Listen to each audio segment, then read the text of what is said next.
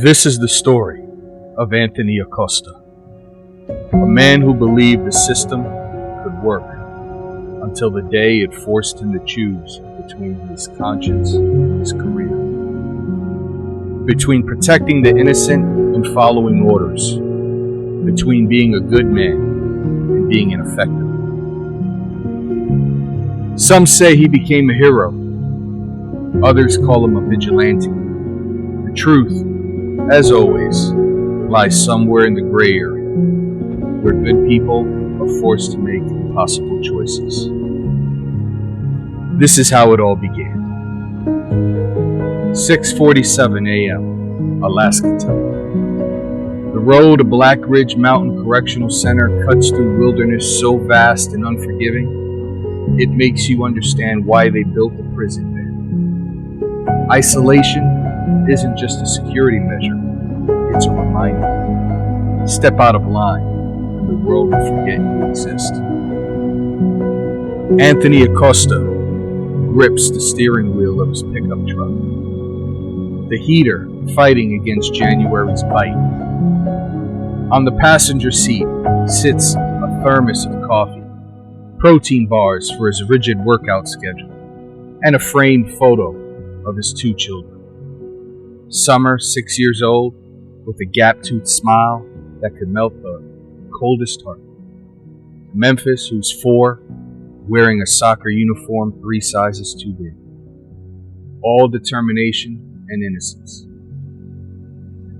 The phone rings through the truck's speakers. Anthony's face transforms, exhaustion melting away, replaced by pure joy. "Morning, sunshine," he answers. "Daddy," Summer's excited voice fills the cab. "Guess what? I lost another tooth." For a moment, the prison walls ahead don't exist. There's just a father and his daughter sharing a perfect moment across the miles. No way. Did the tooth fairy visit? Not yet. Mommy says she only comes when kids are asleep in their own beds. The joy fades. Anthony's jaw tightens as reality crashes back.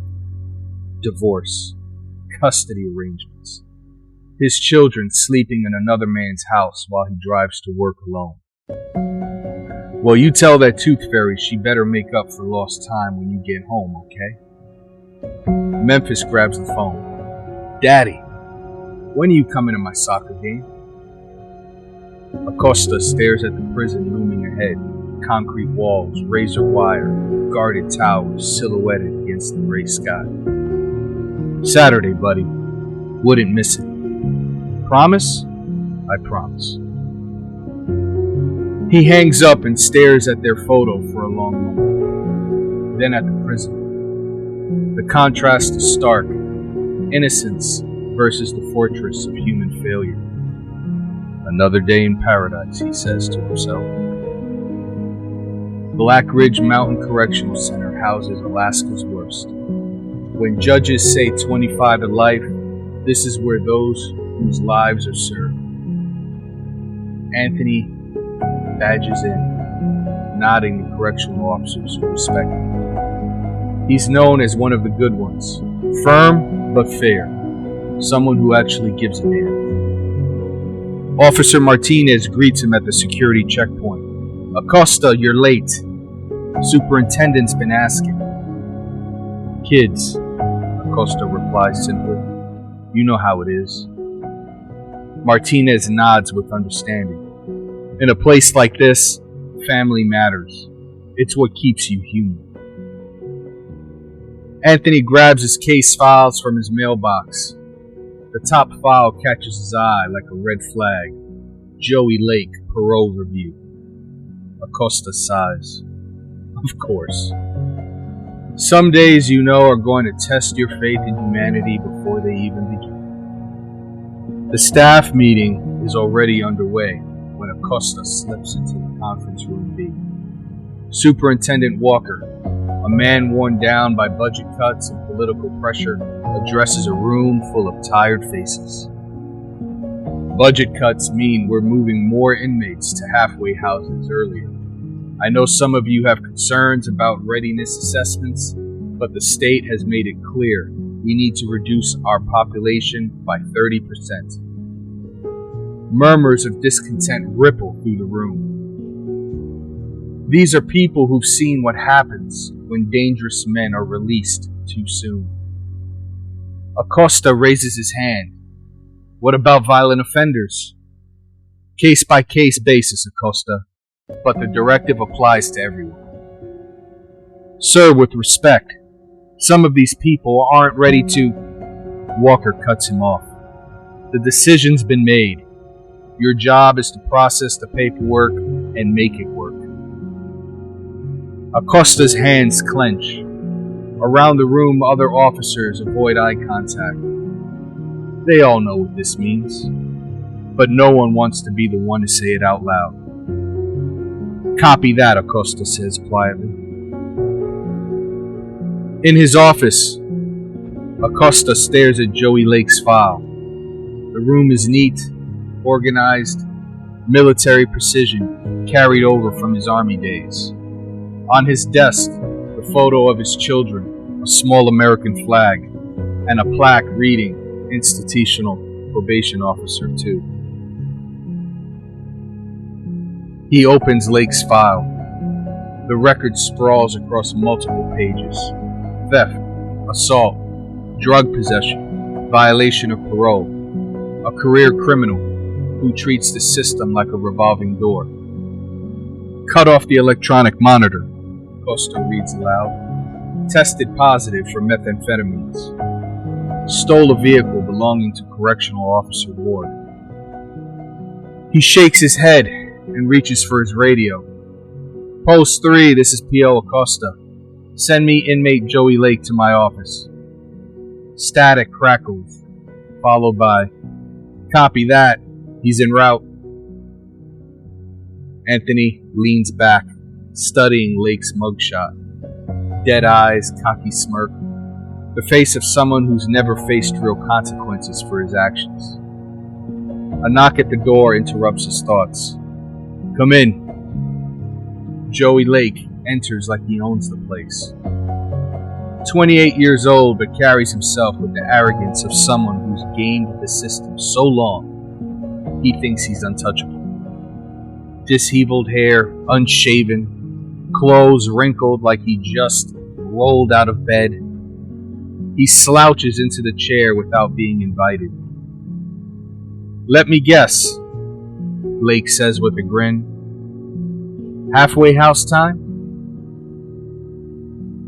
Anthony Acosta studies him. There's something wrong here. Lake seems too confident, too prepared, like he knows something that Acosta doesn't. What makes you think that? Because I know the game, Acosta. I served a third of the time, and now I'm golden. Math ain't that hard. Tell me, Joey, what's going to be different this time? Different how? Joey says. Anthony leans forward. You've been through this before. Parole, halfway house, back to prison. What makes you think this time will end differently? Joey Lake shrugs, examining his fingernails like he's bored. Maybe it won't. Maybe I like the vacation. Vacation? 3 meals a day, free health care, roof over my head, and I get to work out every day. Plus, I don't have to deal with bills, jobs, or any of the civilian bullshit. Acosta's pen snaps in his grip. So you're telling me, Acosta says, his voice controlled but dangerous, you have no intention of changing? No remorse for stealing Officer Ward's car? No guilt about violating the trust of everyone who gave you a second chance? Joey Lake laughs. Actually laughs. Guilt? Man, Ward's car was a piece of shit anyway. I probably did him a favor getting it totaled. Acosta stands slowly. His military bearing becomes pronounced. Shoulders back, jaw set. This is what happens when you push a good man too far. That piece of shit car was how Officer Ward got to work every day to feed his family. The same family that had to go without while he saved money to replace what you stole. That's his problem, Lake says dismissively. No, Joey, that's everyone's problem, because people like you think the world owes you something. Lake stands too, aggressive now. People like me? What's that supposed to mean? People who take but never give. People who see kindness as weakness and mistake patience for stupidity. The tension in the room is thick enough to cut. Lake steps closer to the desk, and for a moment violence hangs in the air between them. You don't know shit about me, Acosta. You sit in your little office with your little badge, judging people, but you ain't never lived on the streets. Anthony's voice drops to a whisper, the kind of quiet that's more dangerous than shouting. Sit down, Joey. Or what? For a heartbeat, something passes between you. A recognition of violence barely contained. Anthony's hand moves unconsciously towards his radio. Or I recommend you serve your full sentence, Joey. Now sit your ass down. Lake smirks and sits back down. You can't do that. Budget cuts, remember? You need me out here more than I need a leave. And that's when Anthony realizes the horrible truth about what Joey said. He was right. The system has tied his hands so completely that he's forced to release dangerous people back into the world. His hands tremble with suppressed rage. Anthony sits back down and pulls out the paperwork. His movements are mechanical, defeated. Each question is another compromise, another step away from justice. Employment history? Joey responds, never had a job. Acosta looks up. You're 28 years old. So how do you support yourself? Come on, Acosta. Government assistance, Section 8 housing, food stamps, disability, Social Security. It's too easy. Disability? Disability for what? Joey Lake grins like he's proud of his scam. Anger management issues. PTSD. Docs say I can't handle a work environment. Anthony stares at him, incredulous. So you steal cars, but you can't handle bagging groceries. Why work when Uncle Sam pays me to stay home? Only suckers punch a time clock, Acosta. Come on. Anthony's vision blurs for a moment. The injustice of it hits him like a physical blow. Honest people struggling while parasites like Joey Lake game the system. Family support system, Joey? He asked through gritted teeth. Mom's dead. Dad split when I was 5.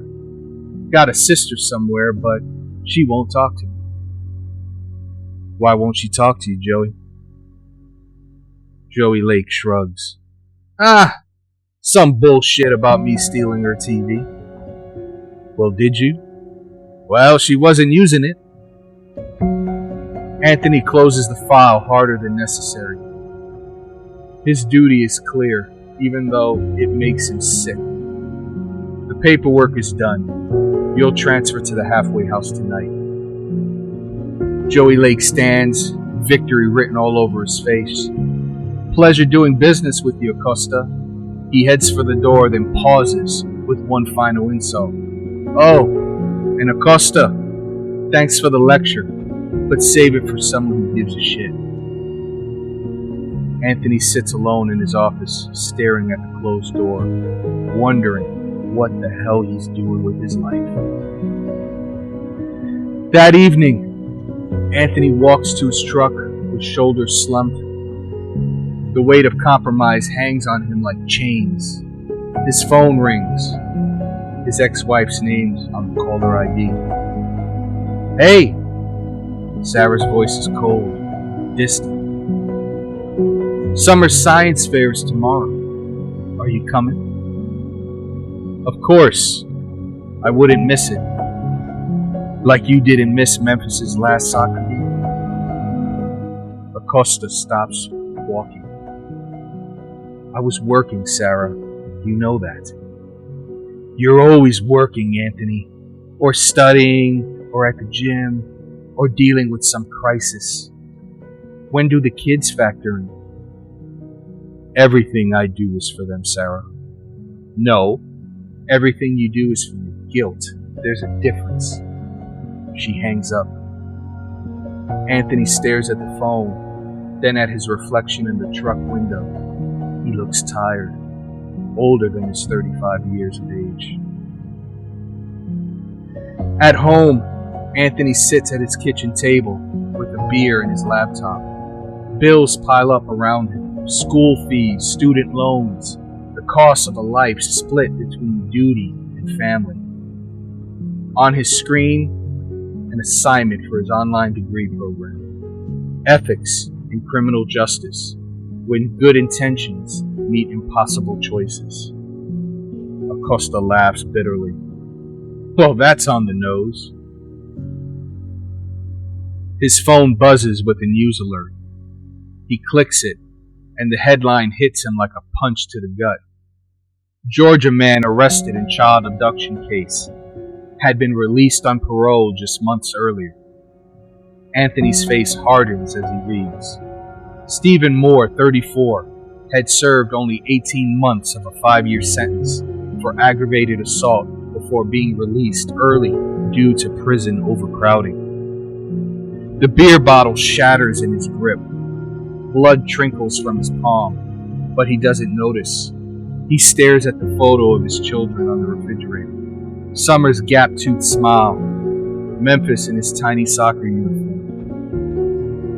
How do I protect you from this? He whispers to their image. Later that night, Anthony sits in his recliner in the dark, bandaging his cut hand. The TV plays a news report about rising crime rates, budget cuts, early release programs. He mutes it, unable to bear another word. In the silence, he can hear the wind outside, the house settling, his own breathing, and something else. A feeling of being watched. What if they're all wrong? He says to the darkness. What if some people can't be saved? Thunder rumbles outside. Anthony looks towards the window. What if the system isn't broken? What if it's designed to fail? Lightning flashes, illuminating his face for a split second. In that moment, he looks dangerous, a man pushed beyond his breaking point. What if good people doing nothing is exactly what evil needs? He closes his eyes, but behind his lids, he sees Joey Lake's smirk, the headlines about Stephen Moore, his children's innocent faces. There has to be another way, he whispers. Another lightning flash. This time it seems to linger longer than natural. Anthony opens his eyes, looks towards the window. The street appears normal, empty, snow falling steadily, but something feels wrong. The shadows seem deeper, the silence too complete. Anthony stands, walks to the window. His military training kicks in, every instinct screaming that he's being watched. He moves to turn off the living room light, plunging the house into darkness. Through the window, he scans methodically, left to right, near to far. Nothing. Anthony starts to turn away when a shadow moves across his peripheral vision. Not wind-blown branches or passing cars, but something deliberate, something intelligent. Okay, he whispers. That's not paranoia. The house creaks above him. Anthony freezes. Someone or something is in his house. What Anthony doesn't know is that his life is about to change forever, that his circle of faith, his moral breaking point, has been observed by forces beyond his understanding, that his willingness to ask the hard questions, what if good people doing nothing is exactly what evil needs, has marked him as either humanity's greatest hope or its most dangerous threat. In the shadows beyond his vision, ancient eyes watch and calculate. The Treaty of the Six has kept an uneasy peace for a millennium, but one man's refusal to accept injustice is about to shatter that peace forever. Because sometimes, when the system is broken beyond repair, it takes someone willing to break the rules to fix it, even if it means becoming the villain in everyone else's story. Anthony Acosta doesn't know it yet, but his war for justice and humanity's survival is about to begin. The question is, when faced with impossible choices and unimaginable power, will he remain the hero his children believe him to be? Or will the fight against monsters turn him into the very thing he's sworn to destroy? This is his story. This is how a good man's breaking point became humanity's last hope. And it all starts with a choice between doing what's right and doing what's legal. A choice that will echo across worlds. Tune in next time for the next chapter of Anthony Acosta.